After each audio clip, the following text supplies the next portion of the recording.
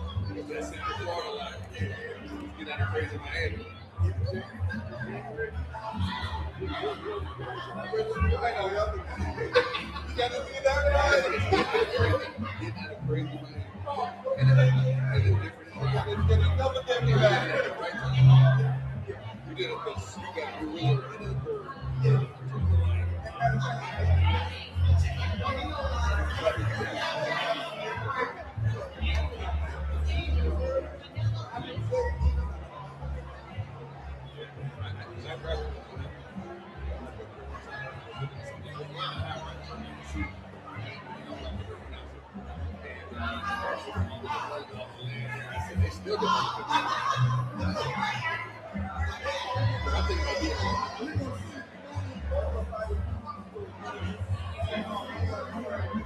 so I started living in the hospital.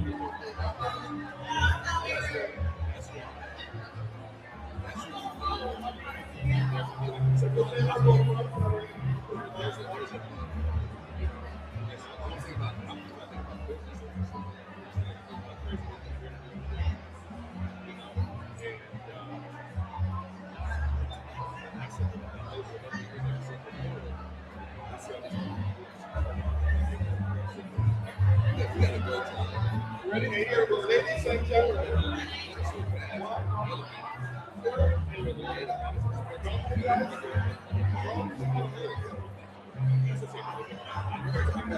I think of things like that.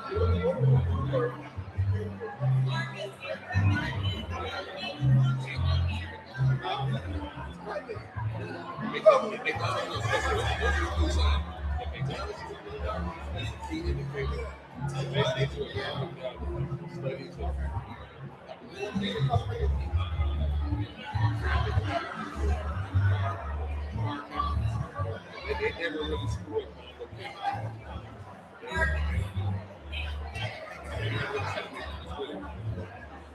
Ready, everybody? That's what you're doing.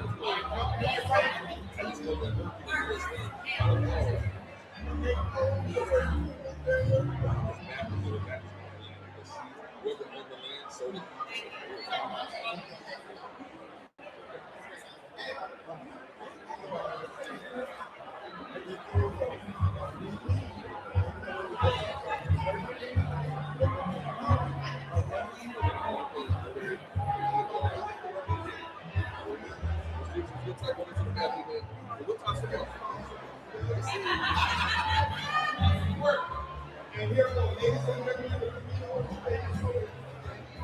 One, two, awesome.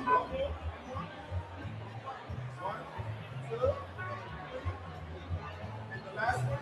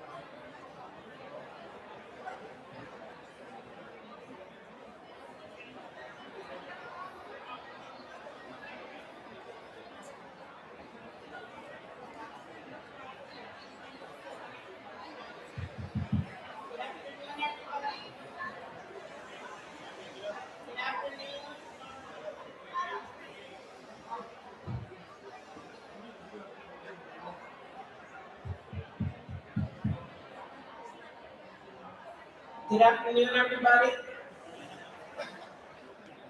We're going to get started in another 5 minutes or so. So if you want to grab a seat or get moving a little closer, also grab a glass or something to munch on. This is a family space, so make yourself comfortable, and we'll be getting started shortly. Thank you.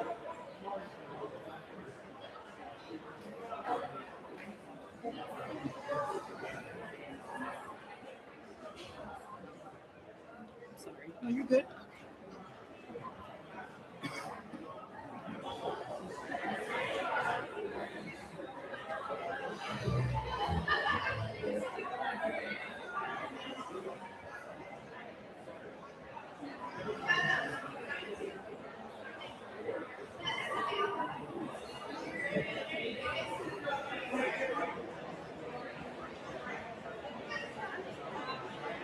Yeah, certainly.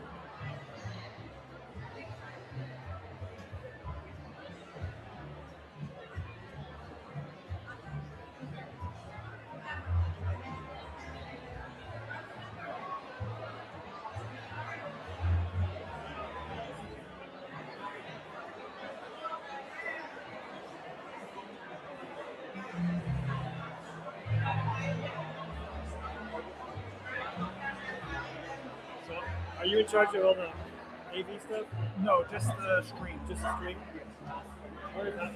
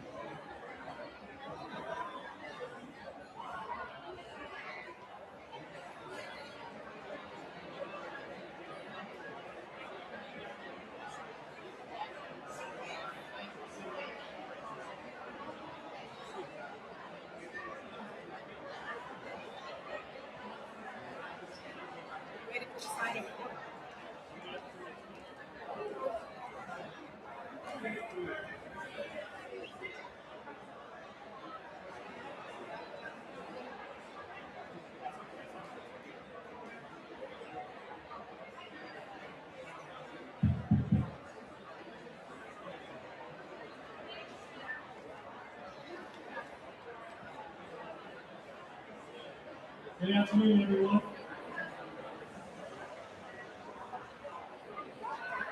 Good afternoon, everyone. We're going to go ahead and begin the program. I know it can be kind of tough to hear in the back.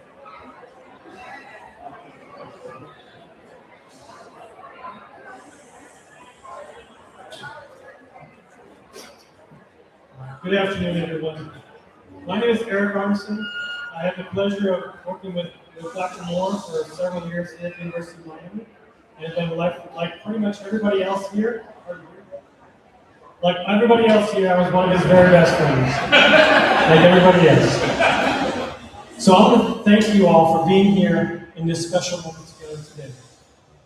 Whether you're a family, a lifelong friend, former student, or someone who crossed paths with Dr. Moore along the way, your presence means a great deal. We gather here today with heavy hearts, but also with deep gratitude for a life that touched so many of us in ways that were personal, lasting, and unforgettable. Dr. Moore had a remarkable gift for making people feel seen. He knew the little details of our lives, the names, the stories, the struggles, the celebrations, and he remembered them. When Dr. Moore asked how you were doing, you knew he truly wanted to know how you were doing. He had a way of making every person feel like they were his best friend. I know most of us in this room consider him a best friend. I know I sure did. In fact, at his retirement party, almost every speech began with, "I'm Bob Moore's best friend." So it became a running joke. And we all felt that way, because in truth, we all are. We're Bob's best friend.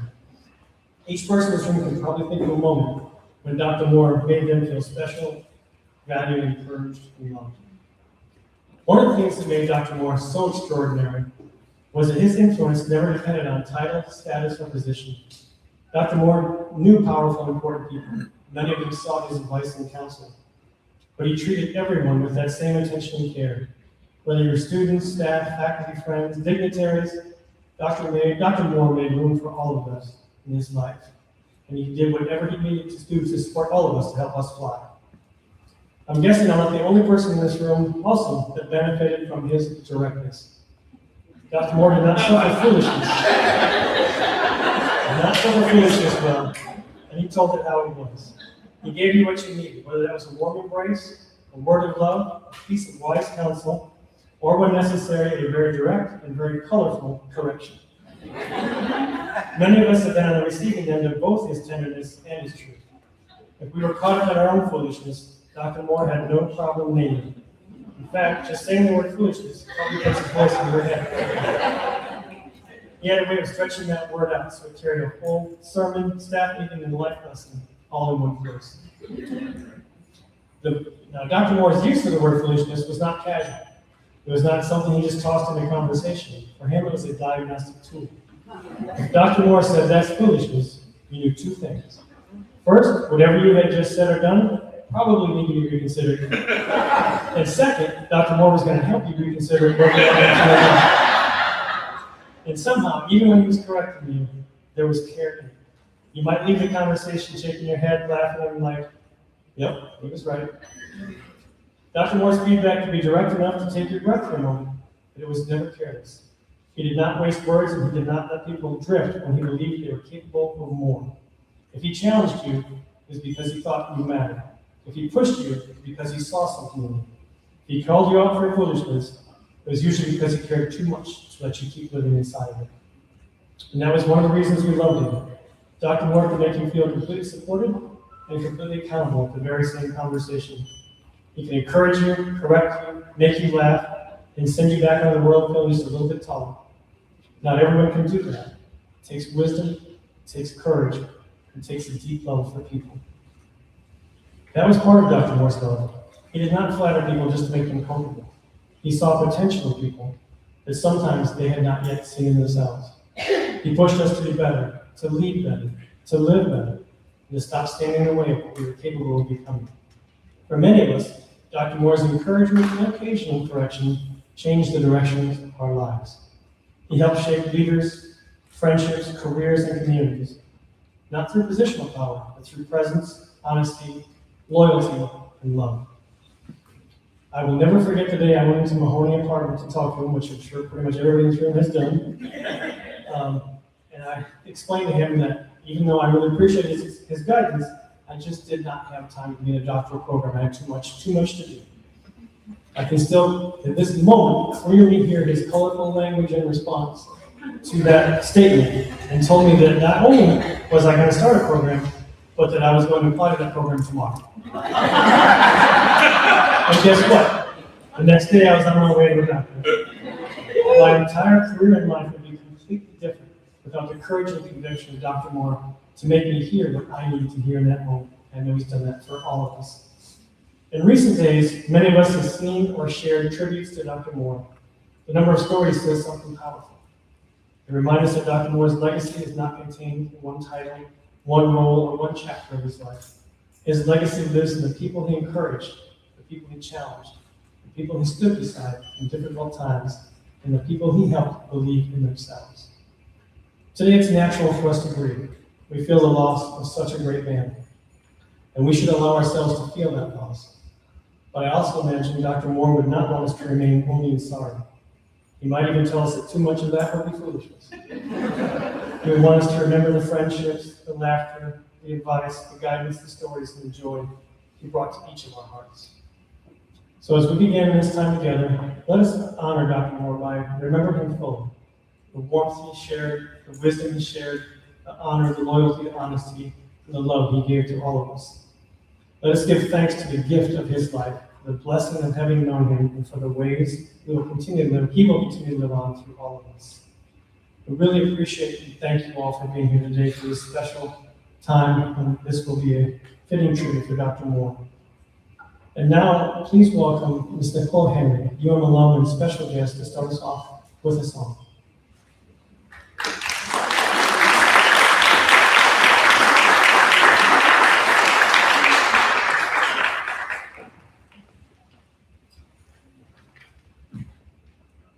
Good afternoon.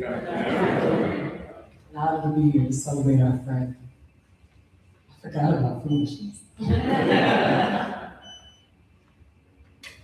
It was after I graduated from the University of Miami that Dr. Moore showed me that we had family members that knew each other. My father from Memphis, born in North Carolina, his father from Alabama.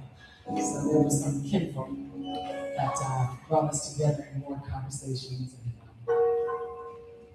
I'm thrilled to sing this song that you requested.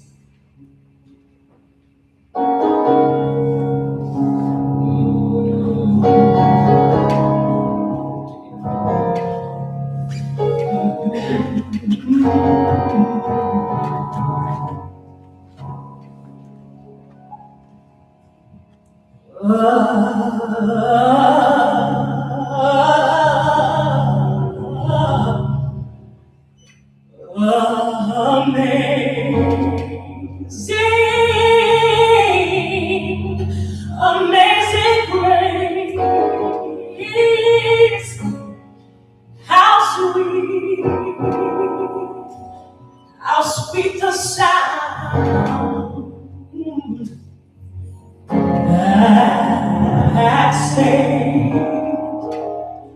that saved the soul, a soul like me.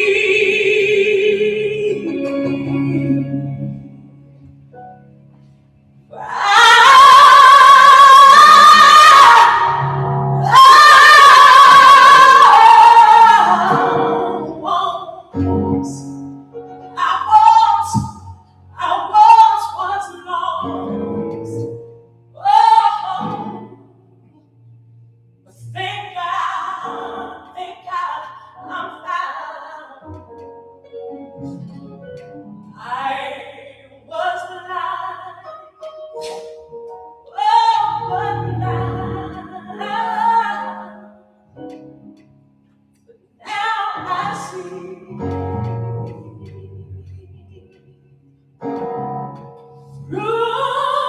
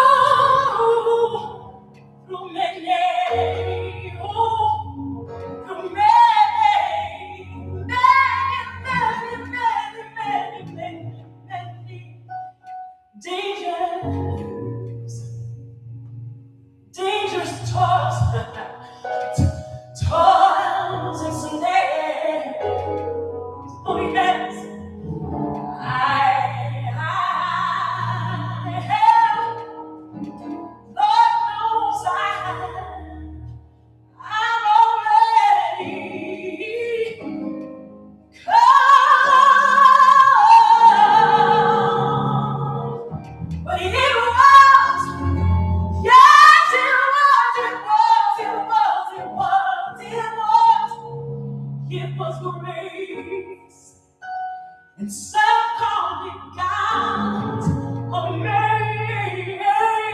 amazing grace. Do you know that amazing grace? Oh, that amazing, amazing, amazing grace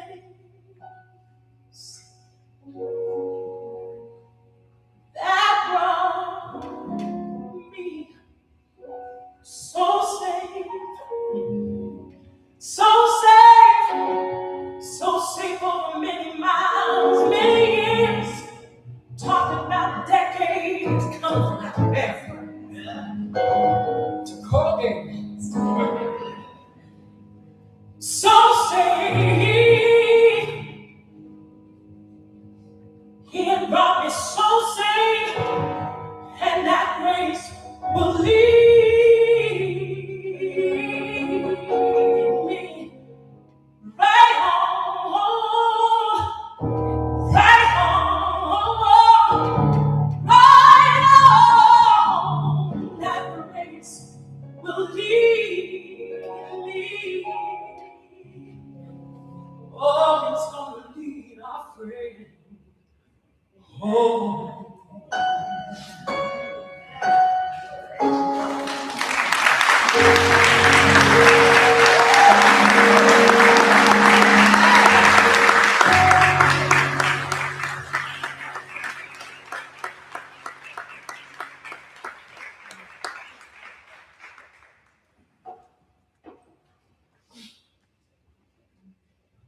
Beautiful. Now we'll begin our reflections and memories of Dr. Moore. I'm hearing first from Dr. Moore's niece, Tracy Childs.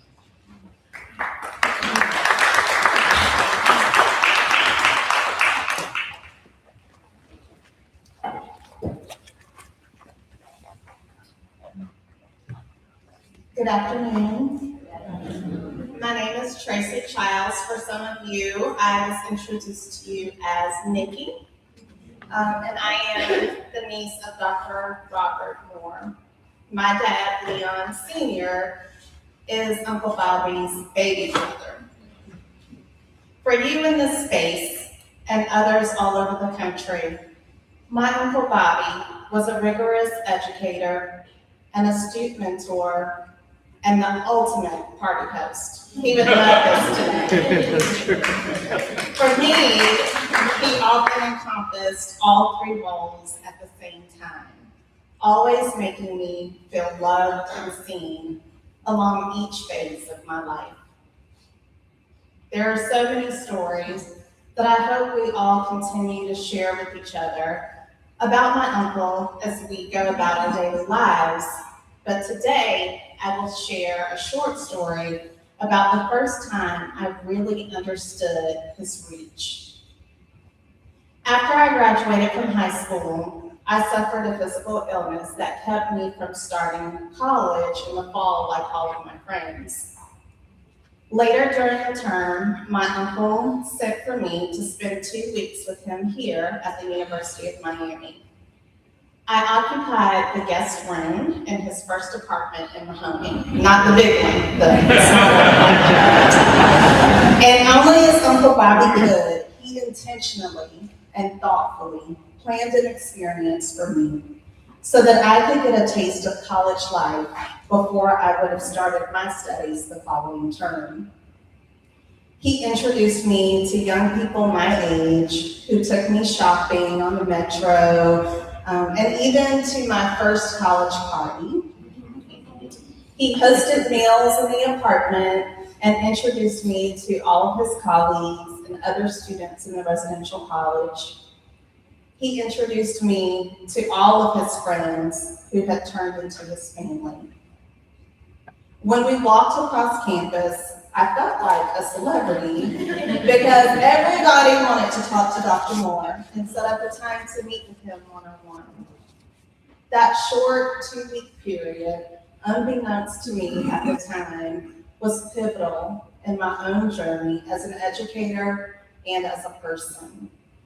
I am so grateful, as I am sure all of you are, that God matched us as my life has been richer for having had him in it.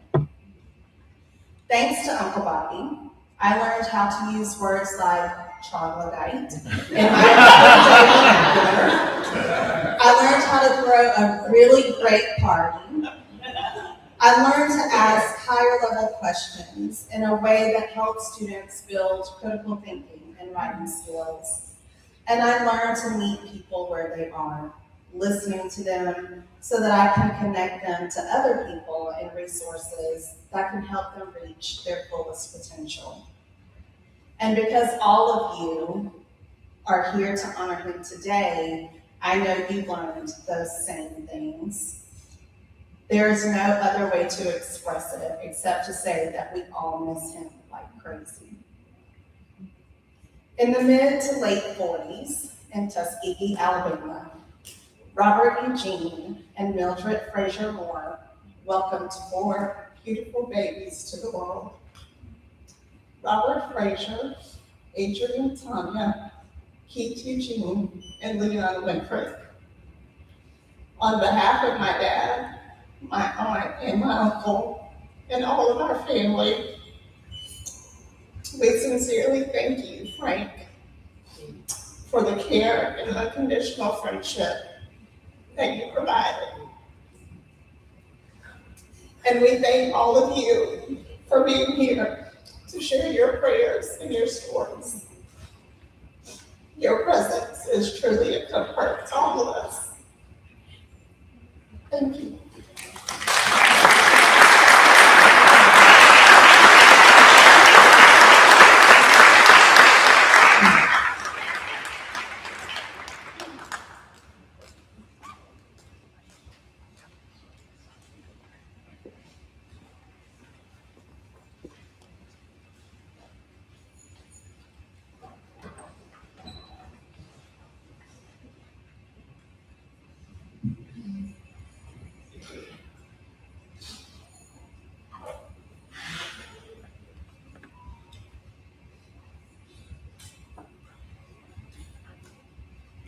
Good afternoon. Bob entered my life 63 years ago. It was the first day of my first year as a freshman at Fisk University.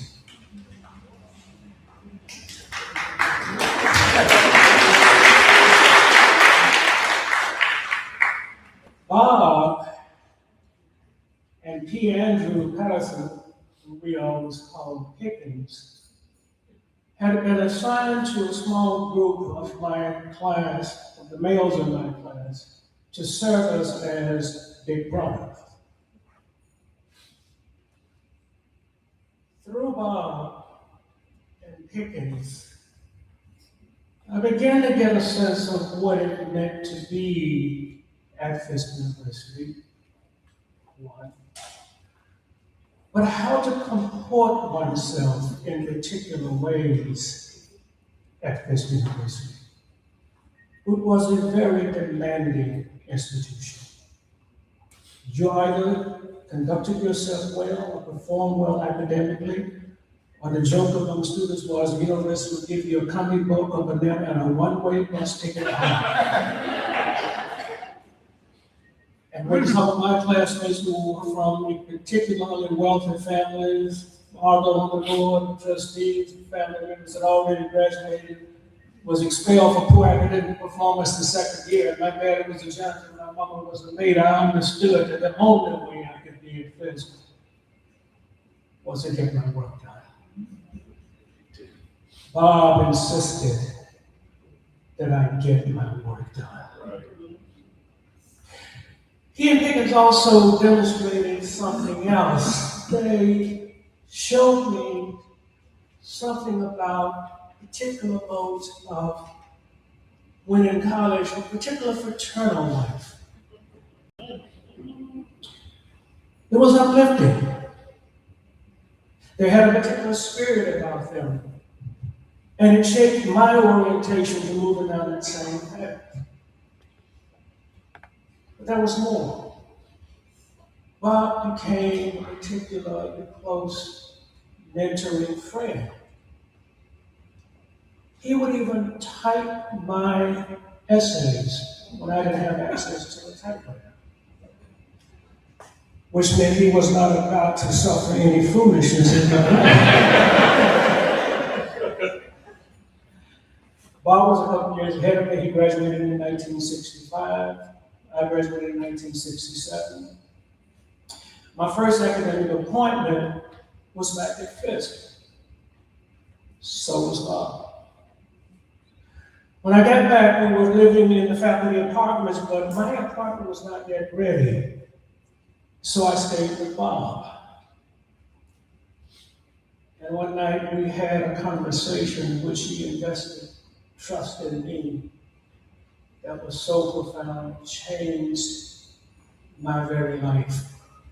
It helped to mold how I came to think about myself as a person, as a man, as a husband, as a father. Because of that trust, I asked myself, how can I repay this man? And I thought, with a request, would you be the godfather of my firstborn son? Yes. And stood with another Fisk guy, Marcellus Brooks, holding this baby boy as he was christened in Fisk Memorial Chapel. Bob took that relationship seriously. He was back with us when we were living in Haverford, Pennsylvania, when that firstborn son that we called Buster graduated from high school. Bob was there. Even when we were at Fisk, Bob would sometimes travel with me and my wife Frida and our baby son down to my hometown in Starkville, Mississippi, to miss my parents. My father, literally until the time he died, would always ask me, "How is Dr. Bob doing?" He was a shaping influence. When we were on the faculty at Fisk, I was director of the honors program. He was one of my most supportive faculty. I saw very closely how lovingly demanding Bob was of our students. Lovingly demanding of them. I knew that I had to run fast and hard to keep up with Bob in terms of the standards, and he set the pace that he was keeping. It was a wonderfully enriching friendship. Over the last few years, I knew that I could look forward every morning to a text message that just said, "Good morning." Until they stopped coming. Until they stopped coming. I want to thank Leon and Keith, Adrian, nieces and nephews, for more than 5 decades of the loving sharing that your brother, uncle invested in me. In my wife, Frida, they became a closer friend, and they loved to go shopping for dinner together, and I knew it was going to cost me.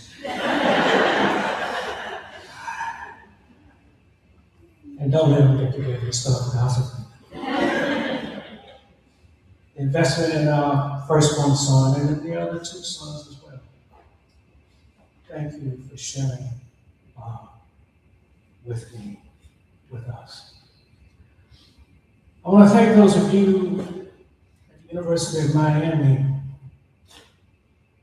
and in the greater Miami area for having become not just colleagues, not even just friends, but an extended family to Bob for more than 50 years of his life. He loved it here, especially because he wasn't going to go anywhere where the temperature went below freezing. But he loved the University of Miami.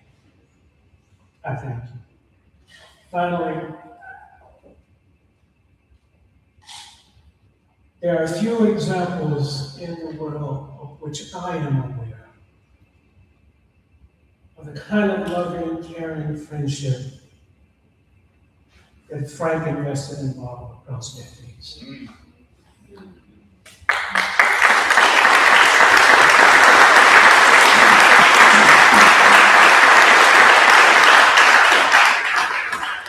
come to the University of Miami for a professional meeting several decades ago. I was in an administrative position at Vanderbilt and came down here for a conference. And I got to hang out with Bob and Mama Moore, as I call her, when she was there with Bob. And Frank came by. He introduced me to Frank, and it was Frank who drove me to the airport. But I came to know quickly what the depth of that friendship really had. Got a glimpse of it a year or so ago. We were here, my wife and I, to celebrate Bob's 80th birthday. But over the last few weeks and months, I know what love and friendship looks like, and I hope that I can do that as well. Thank you, Frank. Thank you, family. Thank you, Bob's Miami family.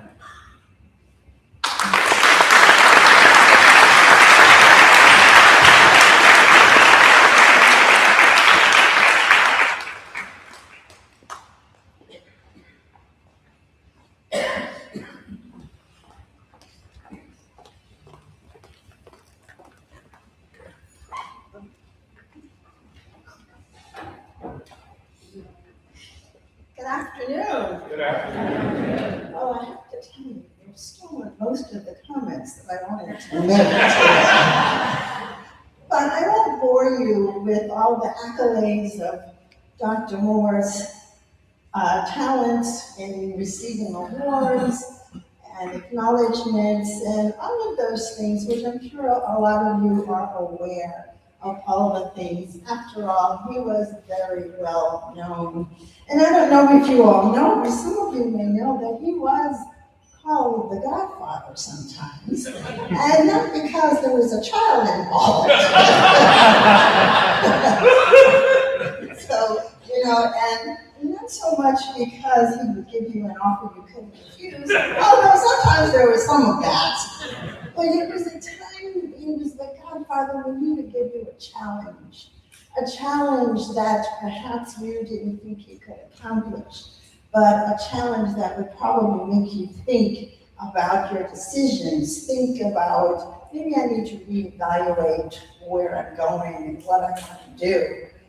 He was very, very good at that. And he had a way of seeing people. He had a way of knowing that you had the potential even when you didn't recognize it for yourself. He could see that in individuals. And during my time, and yes, I'm a graduate of UM, don't ask me when.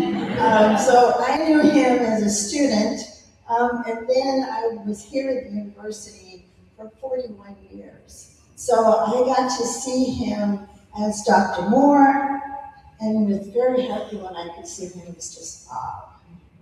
He was indeed a very influential individual all around. One of the things that you will hear people say about him is that he was definitely the quintessential mentor. He mentored so many individuals throughout his tenure at the university, whether it was a faculty member, a new faculty member, or perhaps a seasoned faculty member who needed some expert advice, or a graduate student, or an undergraduate student. He was always open for all, and always willing to impart his wisdom on everyone. He saw mentorship as a responsibility. Bob was the second Black faculty member hired here at the university.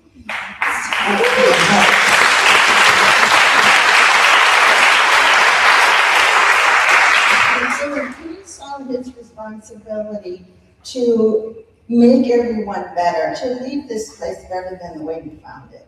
And I definitely believe he definitely did that for us. But he was always, and it's like, whether you knew him, most people knew him by reputation. It's like, oh, you need to talk to Dr. Moore. You need to talk to Dr. Moore. And it always became fruitful that you had that meeting with him. I went from seeing him as a professor to seeing him as a part of the administration here at the university. We have a Black Faculty and Staff Association here at the university. He was very instrumental in supporting in moving that group forward and helping those individuals to help our students. Because if they do better, we can do better. And that's part of what he saw as his guide here at the University of Miami.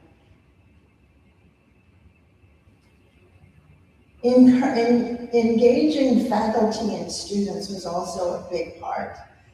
With the faculty and the administrators, getting them to help each other. And then you pass that along. And that was always, his thing was passing it on. And I think we are all grateful for that. He was certainly, I love the fact that even after he retired, we would still get together for lunch, And you had to get on that calendar well in advance. Because it was filling out rather quickly. So you definitely had to, you had to plan that in order to get on that calendar. But he saw the mentorship as a responsibility to the next generation that was coming. And we still see that as a responsibility to bring them along. He would always tell you he was very old school. That was one of the things I learned about him. He was very old school, he was like, he's like, yeah, where was some of these children raised? If you in a barn or something. So it's those kind of things that we can always share. And many of us in this room, we are here graced with Bob's presence, graced with the wisdom that he imparted to us. And that means we have to pay that forward. We take that and we don't just keep it. You have to pay that forward.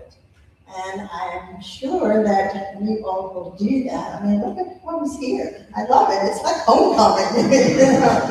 I'm seeing some former students that I haven't seen, and some administrators and faculty as well. And it's very encouraging to know that everyone cared and respected him so to come and give him this celebration. So let's pay it forward. Thank you.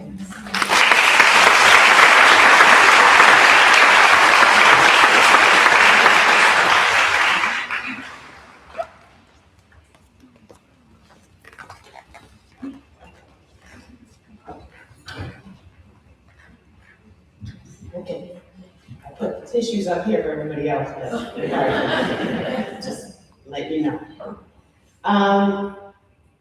So I had the privilege of knowing Dr. Moore, like many of you, part of this University of Miami campus.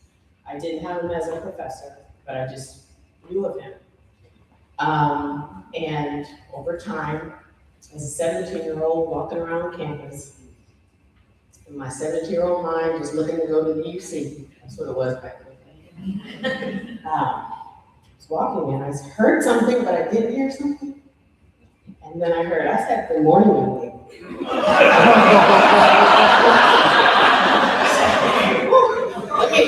I left my daddy at home. I said, good morning. And we carried on. And I promise you from that day forward, I never, I'm using double negative, sorry, Dr. Moore. I never not said good morning. So, you hear people talking, even if you didn't know Dr. Moore, you knew Dr. Moore, you loved him. Highly respected, wise, and an essential part of the University of Miami community. But sitting down talking to him, he would start going through your lineage, where you're from, and somehow this man knew somebody you knew through some way. He knew my aunt through marriage of my uncle. And I'm like, how is that possible? So he definitely was a connector. As you can see in this room, there's a lot of connections with people online and people that couldn't make it here. He loved doing that. So I worked at the University of Miami for some time. I was also a student 3 times. And I would see him in passing as an administrator, and I just knew that's Dr. Moore. I thought he was the president at some point. I was telling my mom, I was like, there's some black man running this campus. Just saying. And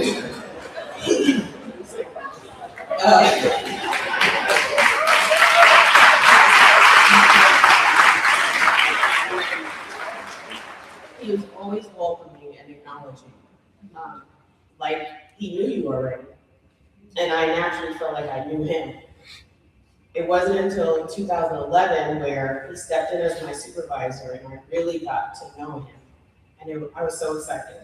And people were so jealous. I was like, Dr. Moore's my boss. But I also was like, Dr. Moore's my boss. I better have it together. And we immediately clicked. My parents, rest in peace, my dad, my mom aren't far off from the age of Dr. Moore. So I understood his rearing. I understood his voluntelling. I understood his foolishness, not allowed. And he would say we were cut from the same cloth, and I loved that because I knew I was like, oh, okay, I'm good. You know, I loved coming to work with him. I knew he loved the work we did overseeing the Hammond Scholars Program. I knew a few things. Work was going to be done. It better get done. We were going to laugh. There was going to be some tea spilled. My favorite part of it. And he always provided proper perspective. And you needed that.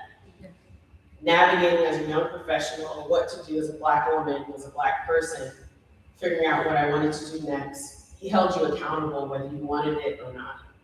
And I welcome that. He valued education, loved seeing people do well, especially young Black professionals. Where I wrote big, it's not long.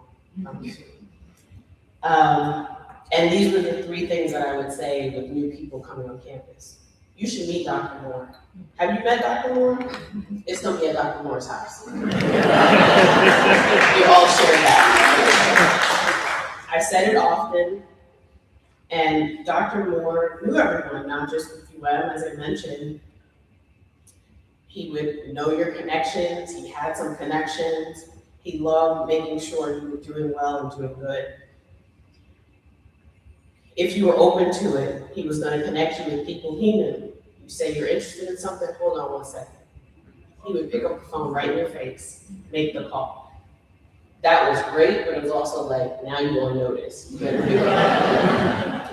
When I went to Dr. Moore after having lunch with Dean Conewood and working with Dr. Moore and figuring out doing this PhD thing, once I verbally said it out loud, I knew I had to do it. It was like, I'm gonna tell Dr. Moore and that's it. I can't not finish, I have to finish. He wanted to make sure you were good. He meant that. He listened, he advised, he was very crystal clear. Now, if you chose otherwise, to do whatever you wanted to do, that was fine. But then you acquired the adjective of illustrious. I know there's some illustrious people in this room. You sit in that room, and I sat on his couch in his apartment, and the door would open. Hello, illustrious. And I was like, they didn't do what he said, or they did what they wanted, but the illustrious was still laced with love. He never made you feel bad about your choices. He just wanted you to do well. I knew working with Dr. Moore meant showing up every day on point, on top, correct, the usual, together. I wanted to make him proud, but he always wanted you to be proud for yourself. That's where he loved him. I learned another side of Dr. Moore. I'll categorize it as foolishness. We're in a meeting, and I'm sitting here like, this is important. We got people across the campus. I better be on my stuff.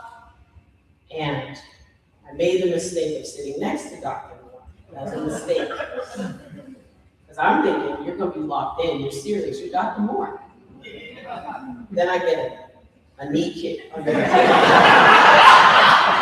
or an elbow. But the moment when I got a note slipped to me about why somebody didn't think about doing their hair in the morning was when I was like, woo!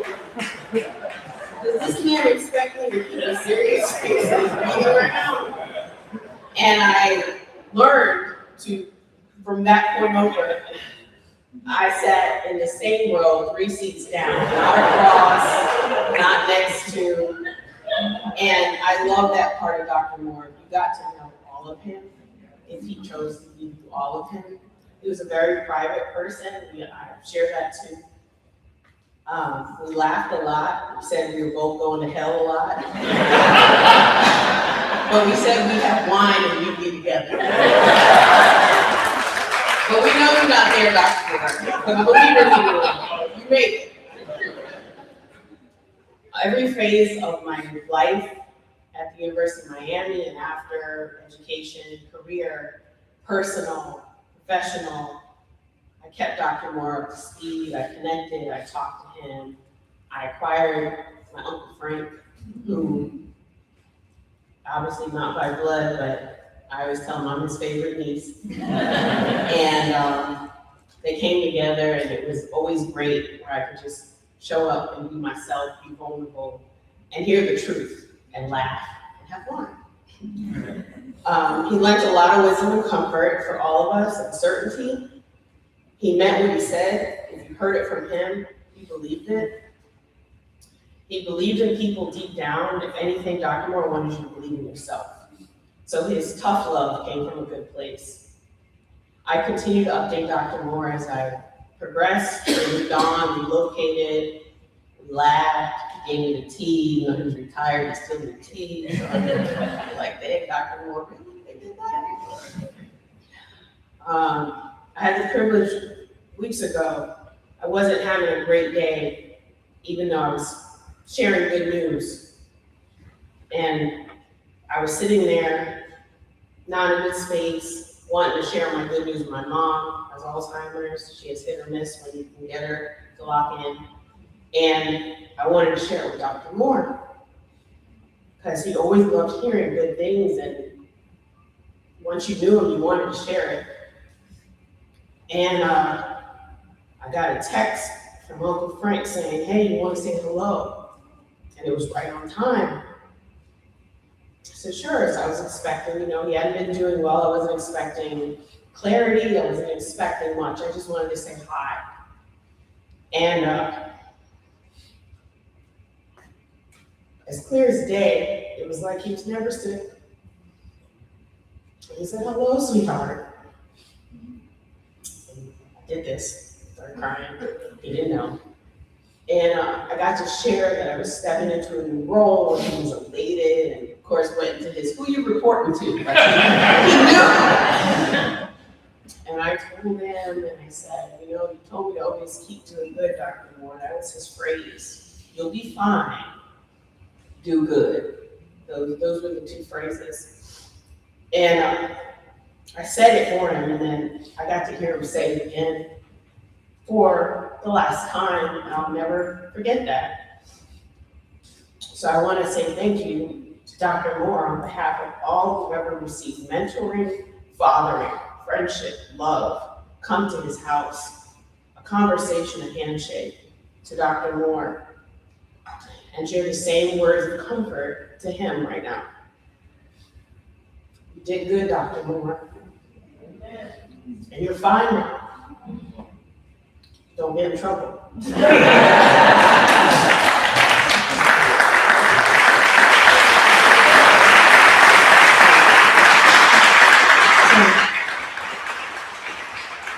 I wanted to now take a moment to introduce former University of Miami President Donna E. Shalala, who wants to say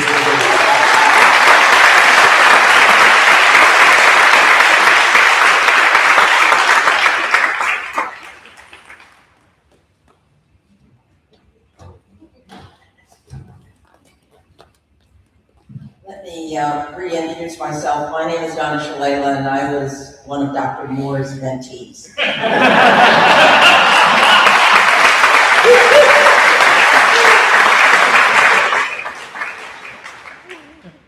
I met Dr. Moore during my first week at the university. I was wandering around campus with a map, and he stopped me and said, can I help you, young lady? And And I said, yes, sir, I'm looking for some students. And he said, you're looking for students? I said, yeah, I want to talk to some students. I'm the new president. He said, I know you're the new president.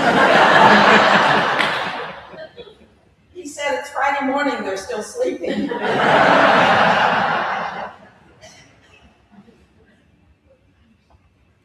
Great teachers, and Bob Moore was a great teacher, don't simply teach in the classroom. They teach outside the classroom. And that was Dr. Robert Moore. He understood that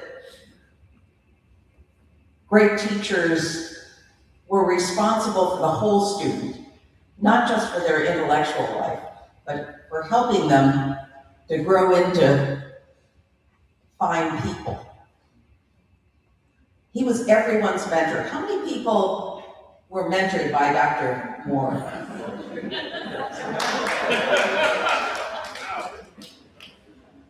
I have in my career never begged anyone not to retire. I did with Dr. Moore. He finally said to me, when you go, I go. He was a treasured mentor. Whatever he said, I did. Like all of you, he held me as much accountable as he did his students. 41 years of unmatched record of creating a culture of inclusion. He wanted our students, particularly our African American students, to feel like this was their university.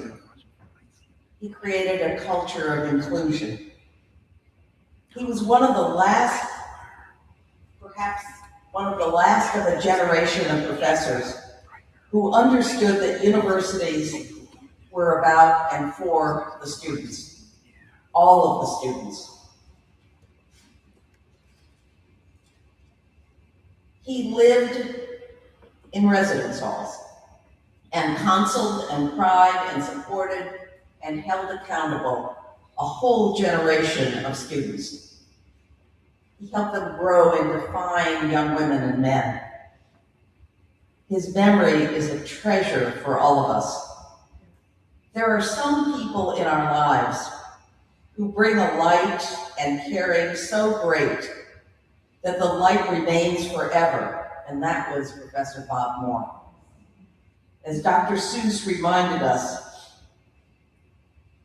don't cry because it's over. Smile because it happened. Thank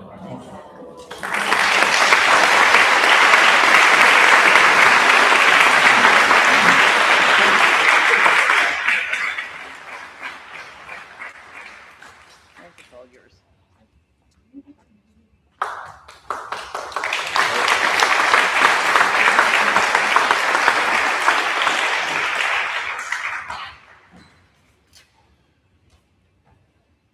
Good afternoon, everyone. Good afternoon. I guess I'm a little cold. Hey, my video guy just told me that somebody is watching this in Iceland. Hello, Iceland. My name is Frank Tucker, and for the last 38 years, I've had a front row seat at the Bob Moore experience. And it has been an experience. A lot of food, a lot of fun, a lot of wine. Bob has so many unique qualities about him. Smart, funny, wise, and made everyone, like you said, his favorite, the best friend. I don't know how he did that. He was that guy you went to when things are right in your life and when they were wrong. But for me, Bob was more than a friend.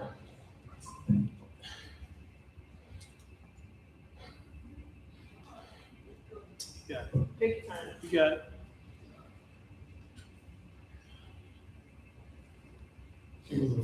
He was the father I never had, the brother I never had, but most importantly, the best friend I could have. Really,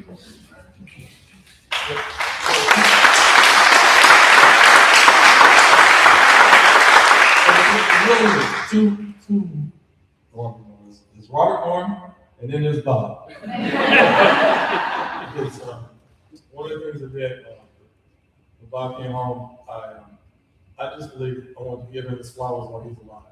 So I hired private nurses to augment what we already had. So we had 24-hour coverage. So the nurses didn't know Bob. They knew Bob. So one morning, the nurses worked 12-hour shifts, 8 nights, 8 in the morning. So then the change of shift in the morning, the nurses would talk about how you do at night, what medicine you can do, what you can do, blah, blah, blah. So I walked in the room, and Bob says, these women are just talking. I'm talking about you in your home. Because Bob didn't like meetings, right? And a few of us, Mario and myself, we would go sit with Mrs. Moore when Bob had to go to work and teach. So, when somebody trusts you with their mother, they really trust you. So if you ever met his mother, that's usually where Bob came from, one family. But I remember Bob coming home from meetings a lot and said, all they do is just talk. He hated me. So, fix me some wine. So years ago, some of these conversations, I remember Bob saying, now look, I don't want any foolishness like you and my family when I die. I don't want people looking down on me in a casket, just throw me in a box. We're not doing that. And, but that was Bob. Back in his health journey, Bob had several hospital stays, and he was in rehab. So I had one goal in the first rehab we went to, was to get Bob home for Christmas. And it happened. I was so excited, and I remember leaving the rehab and rushing home and put up the Christmas tree because I just wanted the tree to be up when Bob came home. So that happened. Got the tree up, got Bob home. I'm cooking. His cousin Aiden and James are gonna have a small little family get together. So we always got together for holidays, and that's what we're gonna do. So I'm cooking, the house is smelling good and everything, and Bob fell ill to the point where I had to call paramedics. I gotta tell you, my heart stopped because the same thing happened on Thanksgiving. So I was just couldn't do it. But I want to share a couple of things about Bob. Even in sickness, he always had a way of making people laugh. People will always see us again and say, are you guys related? And in the hospital, they would say, hey, is that your dad? And he used that Bob no look.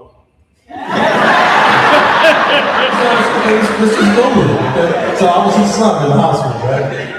That worked well because, in healthcare, you need to have an advocate. So your care is different when they know somebody cares about that person. So I show up to the hospital at different times of the day, all the time, catch them off guard, and it's his son. Hey, Dad did good last night. He's doing good today. Like, okay, they would report to me. He used to just laugh. So I was his son. But Bob was also he had this way of just doing just silly things, just make everyone just feel special and comfortable. Even sometimes he would he catch me off guard. He would say to me, I don't know what I'd do without you. And so I didn't know what to say. Because me, I just wanted to give him his flowers the rest of the life. So when the paramedics came that day, I remember he put Bob in the back, and I go to the front, pass the side, and call his brother Leon, giving him an update. And all of a sudden I hear this loud noise. And the paramedic ran over to doing this, hey, take your foot off. And I'm blowing this air horn. So everybody in the neighborhood knew an ambulance was going down because I'm blowing this horn. I didn't know this happens in the passenger side. But we ended up at the critical care unit at Jackson. This room is probably 15 by 15, and it's cold. If it's 30 degrees in that room, I'm exaggerating. So Bob, he's there, he's connected, it's all family. monitoring devices. And I'm looking at these numbers like, okay, I don't want this one to go down, I don't want this one to go up. And I just definitely won't hear something go beep. Now, I'm scared and I'm cold. And I know he's cold and I know he's scared. But I don't want him to know how scared I am. So at some point, just out of nowhere, Bob reached up the bed and grabbed my hand. And he said, I love you and it's gonna be okay. So leave you guys with that. Bob loves you and it's gonna be okay.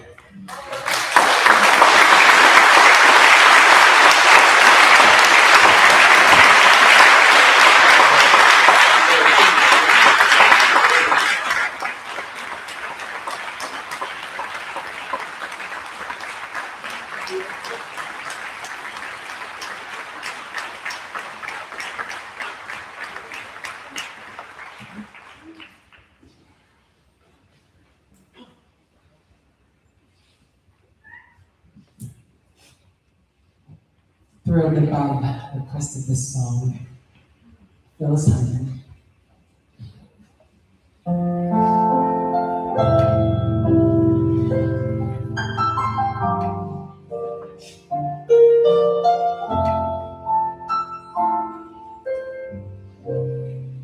Somewhere in my lifetime, you've been here with me. Oh, so close to me. Somewhere in my lifetime, somewhere in my lifetime, I have kissed your lips, lips so tenderly. They've been kissing me. They were visions of so long ago. You know, memories come and go. So they say, people say, yes they do. Let visions of war,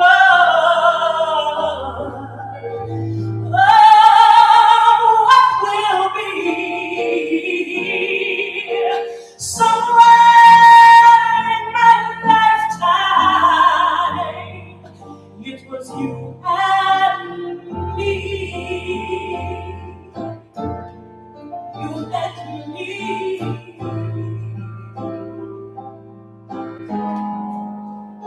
Somewhere in my lifetime and in my lonely dreams, you've been here with me. Oh, so close to me. And I've been loving you.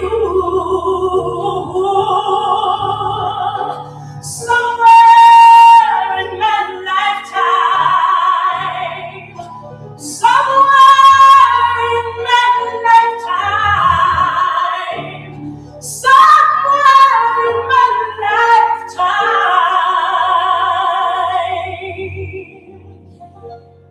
it was you. You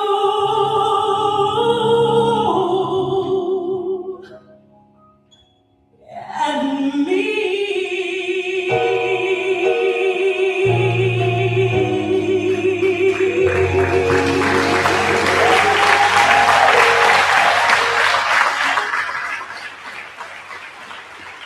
I love you, Bob.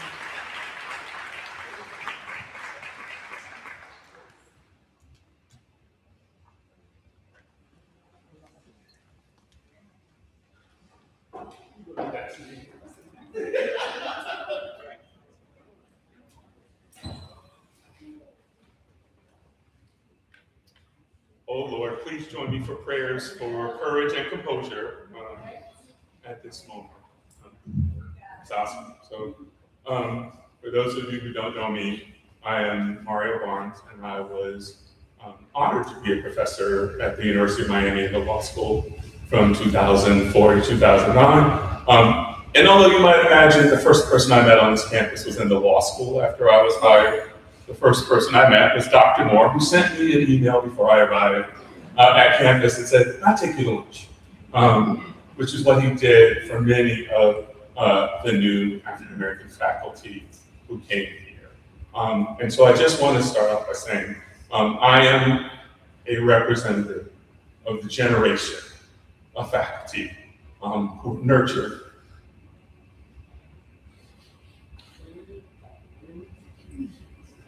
guided and cared for by Dr. Robert Warren. So I need to make two announcements before I really start my remarks. One, I want to encourage people who love Bob, who are supported by Bob, to support his memory by giving to one of the two scholarships in his name. One at the School of Education and Human Development under the leadership of Dr. Conewood, who was a wonderful friend to Bob, and the other at Fisk University. So please do that. I think there are links if you go back to the website. Second, I'm holding this glass, and look, I don't like white wine. I'm just telling you, I love red wine, but it's white in honor of Bob. And so these remarks are going to end with a toast. And so I'm using his preferred drink. So if you need to, recharge your glasses with your beverage of choice or your air glass, because at the end we will toast Bob. And so I also need to say, Eric, I am not a best friend of Bob. I had higher aspirations. In my time here, I was one of the wayward three ragtag individuals myself. Dr. John Barker, the director of the Office of Academic Enhancement, and Terry Durant, a double graduate of this university and an employee in the IT department, who were vying for the honor of being Bob's adopted son. We spent many hours competing with each other. And I would be remiss if I did not say, most people would say, oh, he loved us all the same. That's not true. He loved me best. So, so we got to get to wrapping it up, because anybody who knows Bob will tell you, other than not liking meetings, the other thing he said all the time is no speechifying at any important event he was involved in, including his special birthdays, including his retirement, where he snatched the mic out of my hand. So we need to keep it at a pace that would prevent him from getting out of the seat. So first I want to say I've been privileged to have been in the company of Bob's amazing family for over 20 years. And so I was greatly fond of Mildred Moore, with whom I spent a lot of time in Pearson and Mahoney residential colleges. But I just want to acknowledge his sister, Adrian, who's with her grandchildren, Joey and Ava. You promised when you were 5, Ava, you won't be my girlfriend, so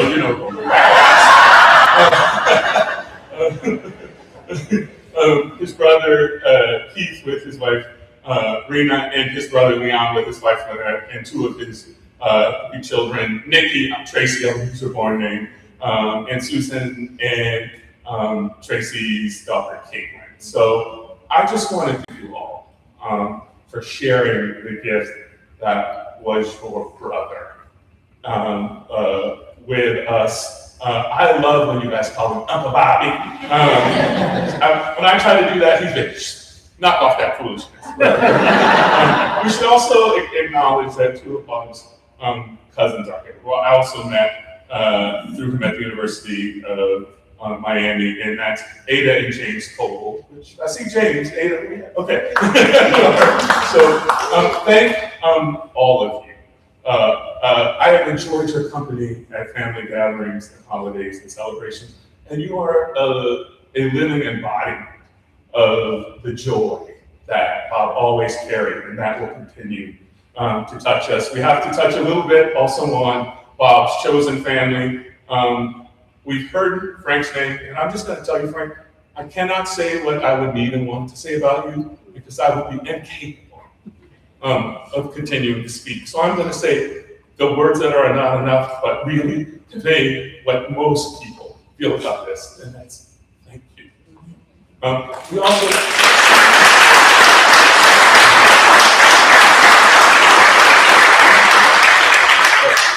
we should also acknowledge two other people. One who's not here, Dr. Bob Sharpton, who is one of Bob's oldest family friends. He was a professor of mathematics at Miami-Dade College before he retired, and he's presently ill. And so I wanted to make sure there was space held for the crazy that is Bob Sharpton. If you've ever met him in one of Bob's social gatherings, and there's another special person here. And her name is Delia Macias. And she has been Bob's housekeeper and arguing buddy for over 42 years. I love this person. She's amazing. And she could not have been more Bob's family if they shared actual blood. So I want to say to Delia and her husband, Talia, and their son, thank you for coming. So,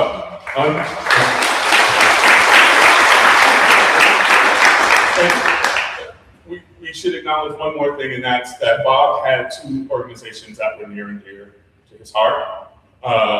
He is a graduate of Fisk University, and he was a member of the Fisk Club. Shout out to Fisk Club. Often that in his apartment in Mahoney. He is also a member of Alpha Phi Alpha. There you go. And at different times was a formal and informal mentor to their membership. So we want to make sure to acknowledge those associations. So in 1929, essayist Virginia Woolf wrote that for women to write, for women to create in the face of patriarchy, they require resources and a room of one's own.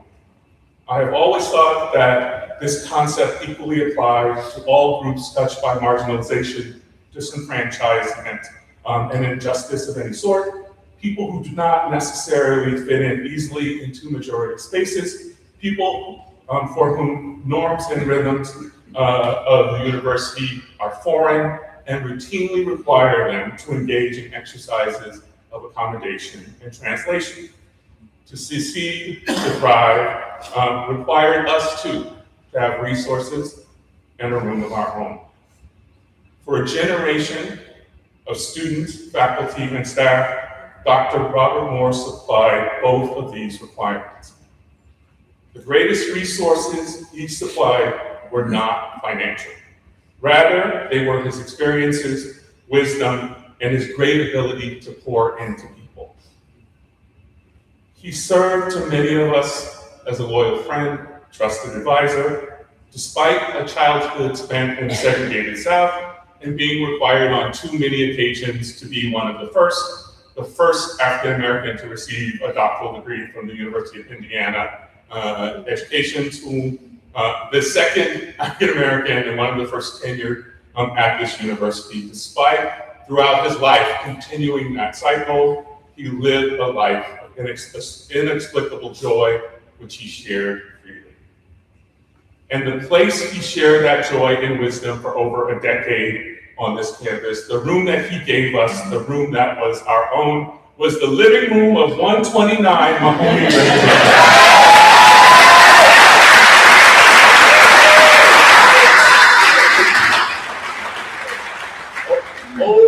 A room, it was a multi-purpose space, to be sure, depending on the time of day. It was a classroom, an intellectual salon, a therapist's office, a sports bar, and at times even a speakeasy or a jukebox. I hear ringing in my ears the most frequent command of my friend in that space: go fix me a drink. The space was all of those things, but most importantly, Dr. Robert Moore made it a safe space. A place where anyone touched by difference or doubt could be welcomed and find home. When I think of Bob, I will always fondly remember that room and the many tremendously diverse people I met there, look around this room, that is what that room looked and felt like. Only Bob Moore could have cultivated such a nurturing and inclusive space. It was a room whose most important function turned out to be a launching pad for a generation of faculty, staff, and students. So many people were convinced to pursue their next level of education, to take that next job, actually he was a personal counselor to marry or unmarry in that room.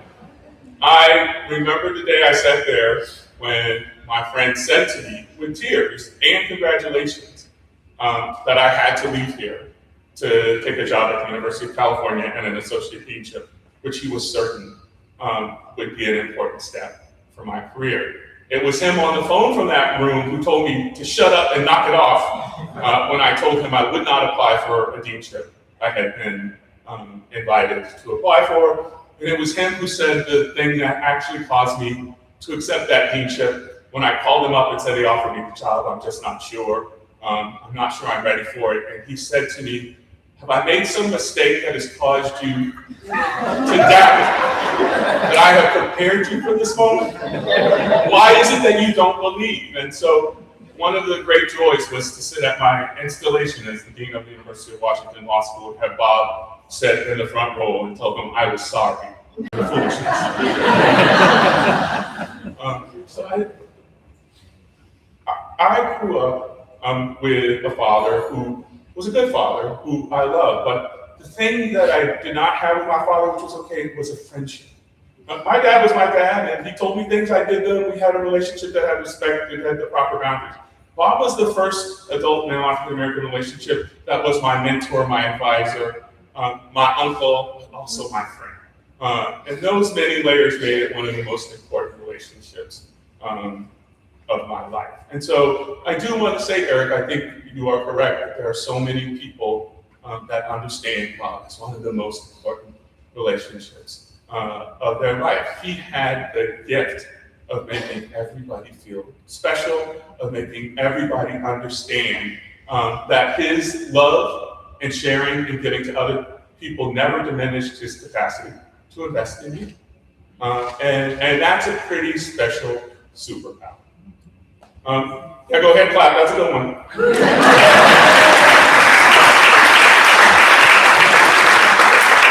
So, as I said, I'm going to keep it appropriate and short for Bob's purposes. So, I'm going to shift into the toast on behalf of my friend. And what I thought was most appropriate is several years ago, I was invited to a conference in South Africa, and I was introduced to the concept of a word. The phrase is Ubuntu. The word conveys respect for the ancestors, but the more literal understanding of the word is because you were, we are. Today we raise our glasses to our friend and brother, Dr. Robert Frazier Moore, Mildred and Red's boy. Bob, because you were, we are. We toast you with thanks for the impact of a life well lived, and will strive to honor you by living with the same passion and purpose. You are so loved, you will be missed, but for most of us, what we will say is we are deeply grateful. Thank you, thank you, thank you. Rest well, my dear friend.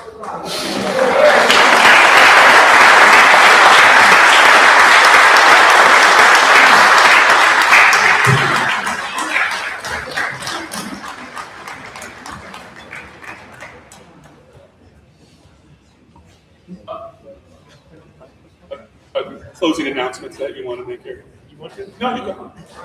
Would you let me drop it to you?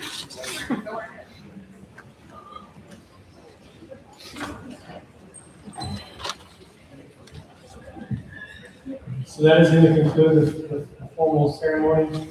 This is a very powerful time. Thank you all so much for being here. Thank you to the family for being here and sharing Dr. Moore with us. Thank you all for everything that you've done. Enjoy the rest of the time together. Thank you.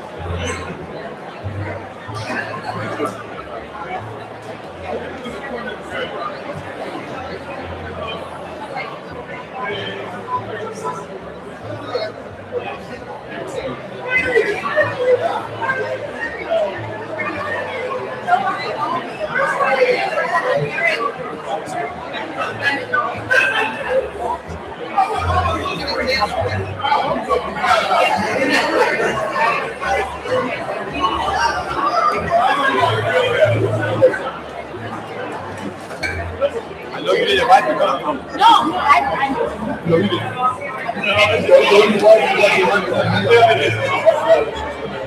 you can't just do